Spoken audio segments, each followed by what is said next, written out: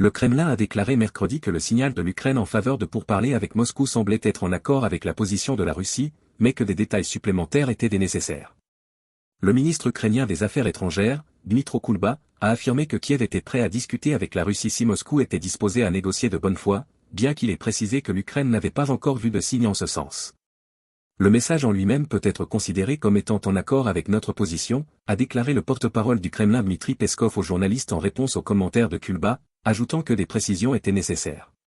Vous savez que la partie russe n'a jamais refusé de négocier, elle a toujours maintenu une ouverture au processus de négociation. Mais les détails sont importants à ce stade, et ni vous ni moi n'en savons rien. Reuters a rapporté en février que la proposition du président russe Vladimir Poutine d'un cessez-le-feu en Ukraine visant à geler le conflit avait été refusée par les États-Unis après des contacts entre intermédiaires.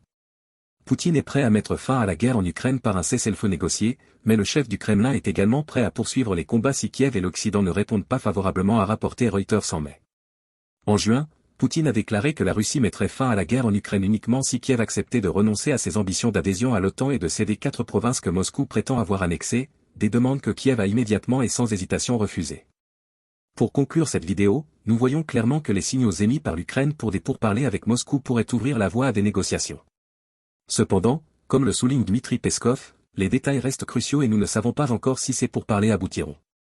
La Russie a toujours exprimé son ouverture au dialogue, mais les conditions posées par Moscou et rejetées par Kiev montrent la complexité de la situation. Alors, quelles seront les prochaines étapes ? Le chemin vers la paix passe-t-il par des compromis de part et d'autre, ou ce conflit est-il destiné à perdurer sans fin ? Qu'en pensez-vous ? La Russie et l'Ukraine peuvent-elles vraiment trouver un terrain d'entente ? Laissez vos opinions dans les commentaires et n'oubliez pas de vous abonner pour plus d'analyses sur cette situation en évolution. À très bientôt.